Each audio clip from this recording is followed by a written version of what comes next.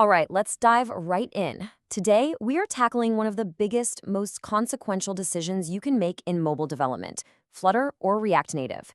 This choice can literally make or break your app before you've even written a single line of code. So let's start with a number, $200,000. What is that? Well, that's the potential cost of getting this decision wrong. And we're not just talking about the initial build. We're talking about technical debt, that long-term price you pay for choosing the wrong path up front. Let's figure out how to avoid that. And it's not just about the money, right? It's about speed. Getting this wrong can literally cut your launch timeline in half, or double it, depending on how you look at it. This isn't just a technical detail. It's a huge business decision that hits your budget, your team, and ultimately what your users get to experience. So, how do we make the right call? Well, we're going to break it all down with a data-driven showdown. Here's the game plan. We'll meet the contenders, throw them in the ring for a performance battle, talk about the real-world stuff, developers and dollars, then give you a decision framework, and finally, peek into the future. Okay, first up, let's meet our two gladiators. Both come from absolute tech giants, and they are locked in a battle for the top spot in cross-platform development. So this is where you really see their DNA, their core philosophies. On one side, you have Google's Flutter. It's all about total control. It basically gives you a blank canvas and says, build whatever you want, and I'll make sure it looks exactly the same everywhere. It does this with its widget for everything model. On the other side, you've got Meta's React Native. It takes a completely different approach. It says, hey, let's just use the phone's own building blocks, the native stuff, for a more familiar feel. So it's total control versus native integration. That's the key difference. All right, enough talk. Let's get to the juicy stuff, the hard numbers. This is where we separate the marketing hype from reality. Data, not drama. You know what they say about first impressions? Well, in the app world, that's your startup time. And look at this. On a modern Android phone, Flutter gets you into the app almost 35% faster than React Native. That's not a small gap. That's something your users will actually feel. And it's not just about speed. It's about efficiency. Think of it like fuel economy. Flutter is just lighter on its feet. It uses significantly less memory, which means a smoother experience, especially on phones that aren't top of the line. It gets so much closer to that lean, mean, native performance. Now, there is one feature that both frameworks have that developers absolutely love. It's a total game changer called Hot Reload.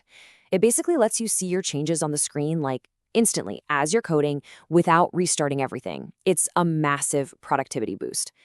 And believe me, this matters a lot. Slow feedback loops are the #1 complaint for so many developers. It's just a creativity killer. And in a head-to-head race, Flutter's Hot Reload is twice as fast. That's not a small improvement. That adds up to a way better day for your developers.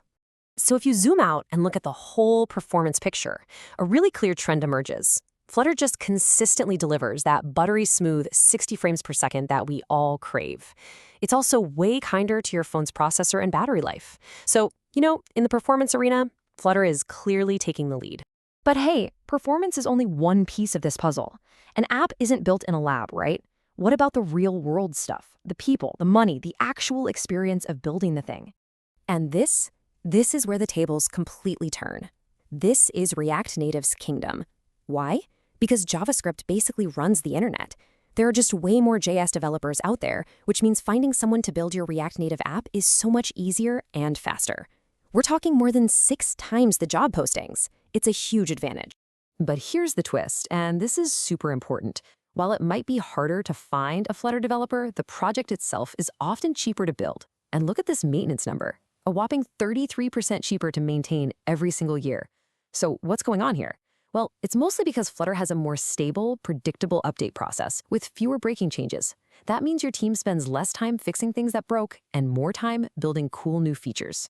For the developers in the trenches, it's this really fascinating trade-off. Flutter feels like this polished, modern, all-in-one toolkit. The tooling is amazing, the error messages actually help you, and the Dart language is just really solid. But then you have React Native. It offers the comfort of JavaScript, a language millions of people already know, plus access to NPM. And NPM is like the world's biggest library of free code, with millions of packages ready to use. Okay, we've looked at performance, we've looked at cost, we've looked at the people problem.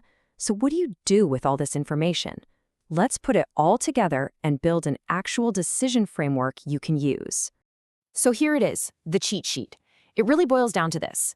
If what you need is the absolute best performance, a totally custom look, and the lowest long-term cost, the data points to Flutter. But if you already have a team of JavaScript pros and your main goal is to hire fast and build a prototype yesterday, ReactNative is, without a doubt, your best bet. So let's get really specific.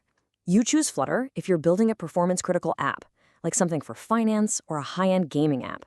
You choose it if your brand's unique design is non-negotiable and has to be perfect everywhere. And you choose it if you're thinking about the total cost of this thing over the next 5 years, not just the next 5 months. And on the flip side, you choose React Native when your biggest superpower is your existing web team. It's the right call when you need to get an MVP out the door, like now, to test an idea. It's perfect if you want to share a bunch of code with your website. And it's your go-to when you know you'll need to pull in tons of third-party libraries to get the job done fast. So that's the decision for today. But what about tomorrow? This race is not standing still. Both of these frameworks are evolving at a crazy pace, and they're specifically trying to fix their biggest weaknesses. What's really cool is how they're doing it. Flutter is rolling out a brand new rendering engine called Impeller, which is designed from the ground up to guarantee smooth performance. No more excuses.